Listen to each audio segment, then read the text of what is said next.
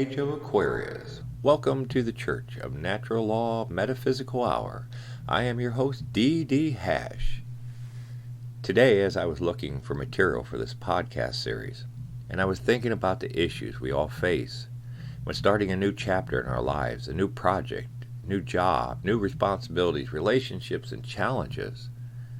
As I searched through my notes, I found an old teaching I thought might be helpful to those who are new to metaphysics, and a great review for those who understand the value of going back to basics when faced with challenging decisions or checking the progress of the path you're already on. It's about goal setting and personal integrity, and I'd like to share it here with you today. So let's get started on our journey into the world of metaphysics, mystics, and the astral realm.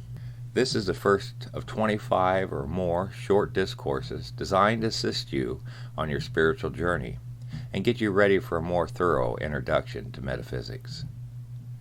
Your task, if you so choose, is to study each of these discourses throughout the week and review them as many times as you like. Do the exercises and ponder the questions. As with all things in life, you get out of it exactly what you put into it. As B.B. King would have said, you must pay the cost to be the boss. The main concept of this course is that you are a divine spiritual being on a unique course of evolution and consciousness, a unique expression of the whole, so above, so below. Today's podcast is about setting spiritual goals. In other words, you taking charge of your life instead of your life or other energies taking charge of you.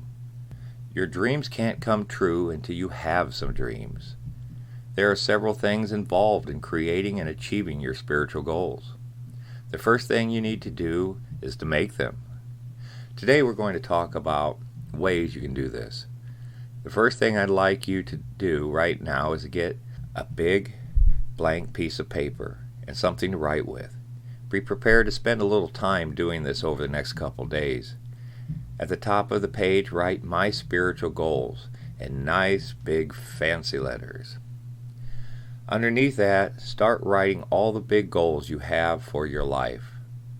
Be specific and be plentiful when you're writing them. Think beyond the surface wants.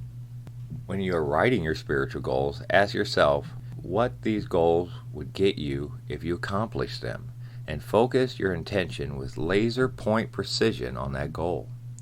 If your initial want, for example, lose weight, then ask yourself, why would you want this?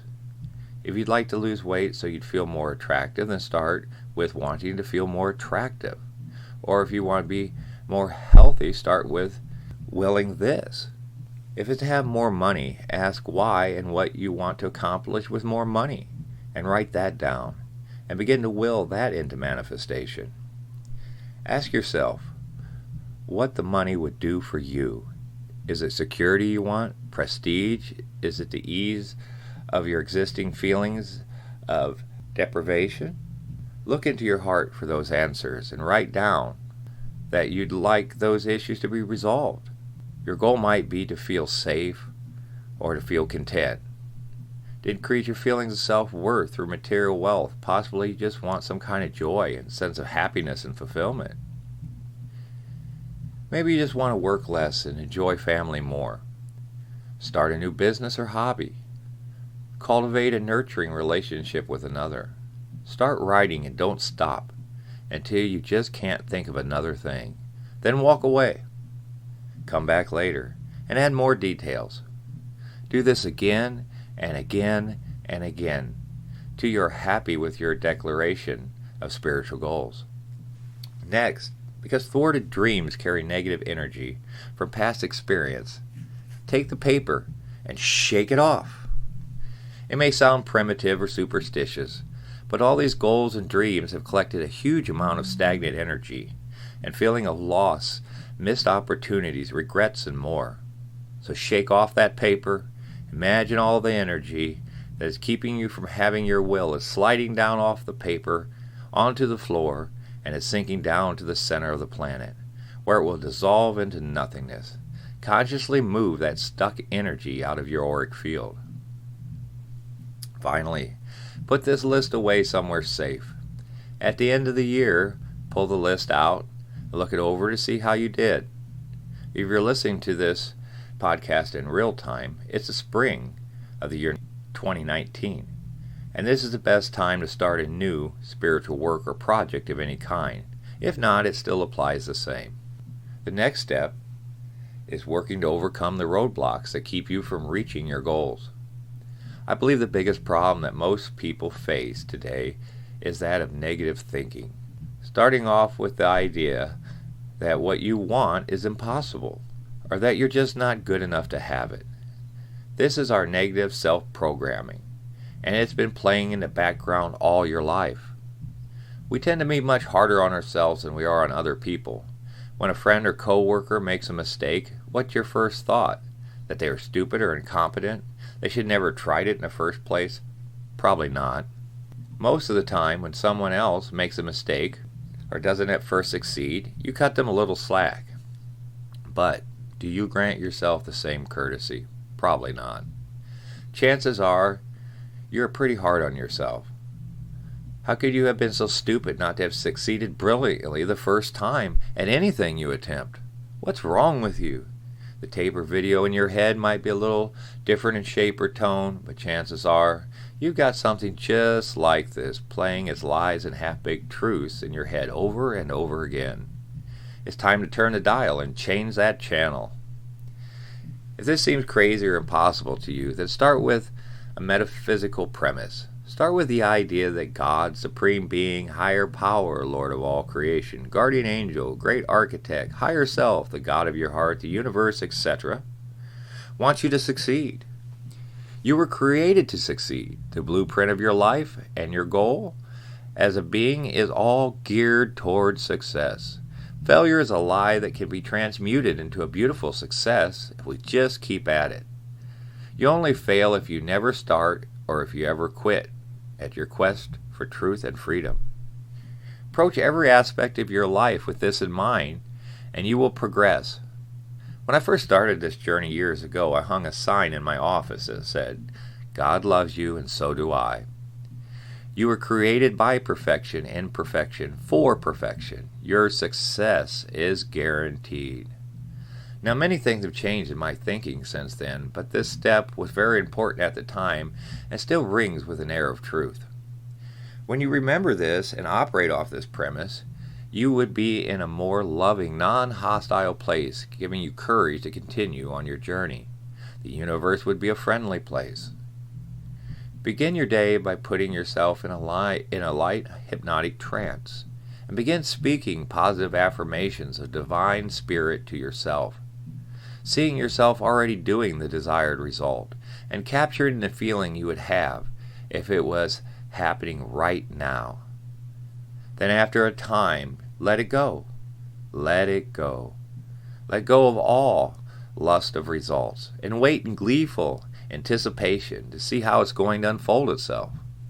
Then spend time in active meditation, pondering how to put action to accomplish what you already know to be true. Faith without works is dead, but I will show you my faith by my works.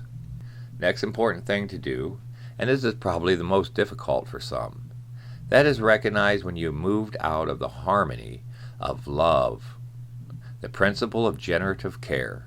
Every moment that you forget this and react out of judgment, fear, and willful ignorance, you move out of being in harmony with the natural law of love and universal care. This moves you away from your spiritual goals as well as experiencing joy in all you manifest on or in this plane of existence. Walking out of harmony with the principle of generative care and superpersonal love gets you lost in illusions of polarities of self and others, us against them mentality, blind prejudice, not identifying correct causes, and coming to false conclusions, as well as many other pitfalls along the way, causing you move farther and farther from your goals, until you become disillusioned and give up. On the other side of the coin, if you can become ever more aware and present, when you recognize the beauty and divinity of your inner genius and all that glory surrounding us daily, living in the moment, It will change the thoughts and actions you put into your life, giving you joy in all that you do, a sure sign you're on the right track. All that you do is right if you enjoy it. Remember, the consciousness that caused the problem can never be the consciousness that finds the solution. It takes a whole new level of thinking and acting. Come out from among them. And the angel cried, "Come up hither." You will probably find that you spend a lot more time out of harmony with the universal, immutable principle of love and generative care than you are in love, capital L. This week, spend some time meditating on what the true nature of love is, on personal, non-personal, and super-personal level. What is this thing we call love? One of the other big problems that many people face, maybe more now than any time in recent history, is being true to your word, both to yourself and to others. In Alcoholics Anonymous, the program only works if you are capable of being brutally honest with yourself and others. In my estimation, this is one of the biggest causes of mental illness. Doing anything incongruent with what you think you should do, should not do, or other people expect you to do, which causes a splinter in the personality of the person, also affecting self-worth and so-called self-esteem. How many times throughout your day or your week have you promised someone, including yourself, that you do something and you failed to follow through? Maybe it's a chore around the house that needs to get done, or you promised yourself you'd spend time reading or playing with a wife and or kids, when really all you want to do instead is watch sports, play video games, drink beer, and smoke dope. Maybe you promised a friend you do something that you really don't want to do. Spiritual growth comes when you remember that your word is your bond. What you do in these situations all come back to you. You must start on the journey of self-ownership and self-responsibility, and this is where it starts: integrity. Do what you say you're going to do, and don't pledge anything you don't intend to do, even to your own hurt. If you don't want to do it, be honest and say, "I don't want to do it." You will feel a huge weight come off your shoulders and a newfound freedom in the word no. As well as hurting and angering those people you fail to keep promises to, you hurt yourself even more in a variety of ways we won't go into anymore today here. But you know what you promised, and you know what you intended. The only person you're ever really hurting is yourself. And to hurt yourself serves no purpose other than to hold yourself back from the life you will to experience. This goes back to the pattern of negative thinking. So you find yourself in a situation where you promise to do something that you don't want to do, to stay in a place of love, being true to yourself. You have two choices. You can enjoy doing as you promised, or you can enjoy not enjoying doing as you promised. Or you could just say, "No, I don't want to do it, but thank you anyways." There's always a third option. Just say no. You don't have to be unkind, you just have to be firm. But as you follow through on your commitments to yourself and to others, you will find that the universe responds in kind. With every commitment you fulfill, you'll start to notice that other promises you made to yourself, even on the list you created, are beginning to happen. With the feeling of little effort, or being in the flow, or in the zone, some might say. All you have to do is follow through, which you've been practicing by keeping your word. Your word to yourself and to others in society is one of the most important, if not the grand poobah, of all important things. You have integrity. With your word comes forth your intention. Your intention drives the force of your being into manifestation. Your word is everything. To gain true growth, you must start thinking of it this way. There are many who believe that if you go back on your word, that all you have to do is feel really bad about it and apologize. Once you felt bad enough, long enough, then you're essentially free to do it again. Look back over your life and see if you really never done it again. Take a look at the times you've given your word or should just have said no. It was a hell of your own making, and the costs it included were too high.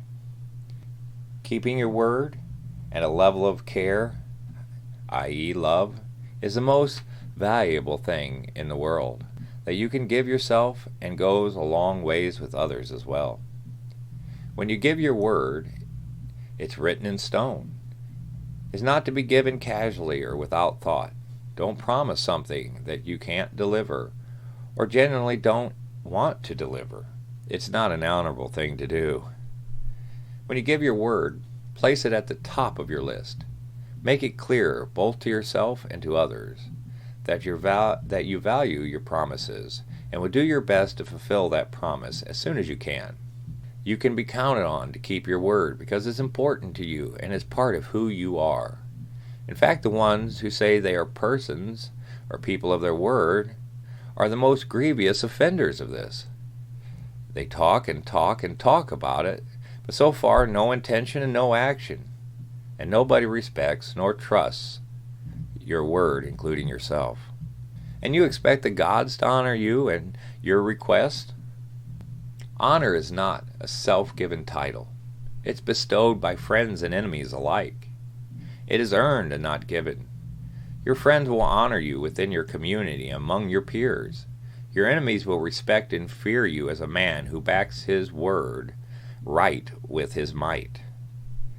If you keep your words, when you say something, people will be more likely to listen and receive your knowledge and even help you get what you desire because they know you said it and that's all there is to it. You're going to make it happen, and they want to help make it happen, to be a part of what you're doing. If not, the reverse is what you get. No help, and no one takes anything you say or do seriously. So, it's time to renew a commitment to yourself.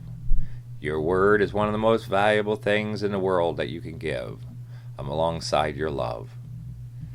When you give your word, it's written in stone. It's not to be given casually, without thought.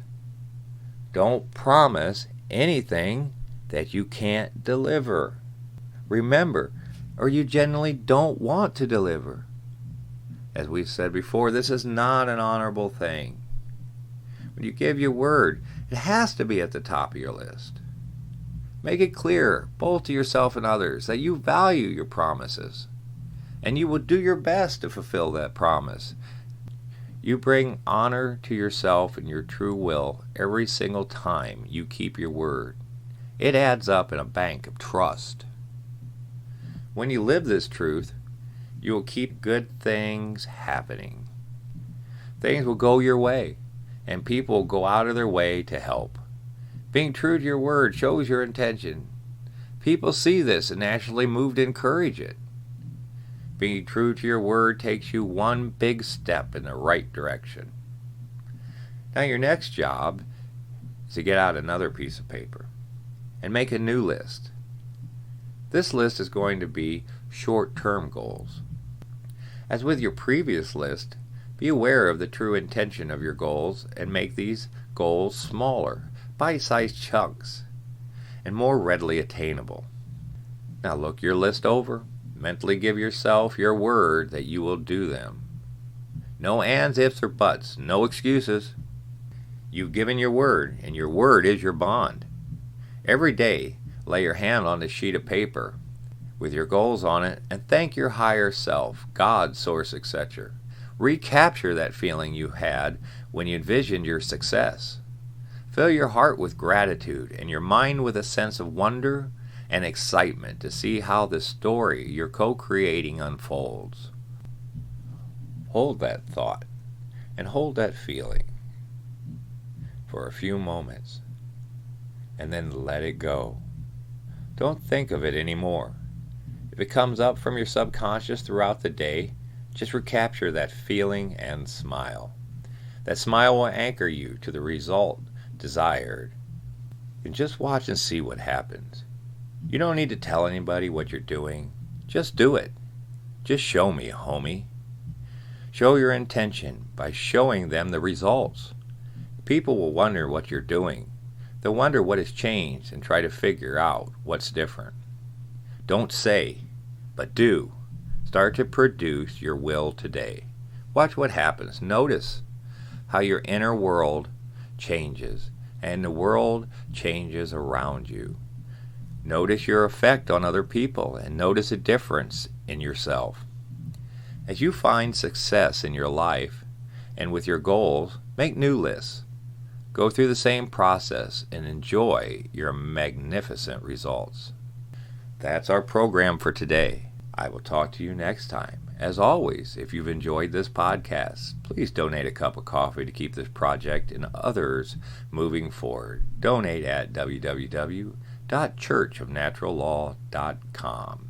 Hit the PayPal donate button. Thank you for your support. And I'm your host, D.D. Hash, signing off.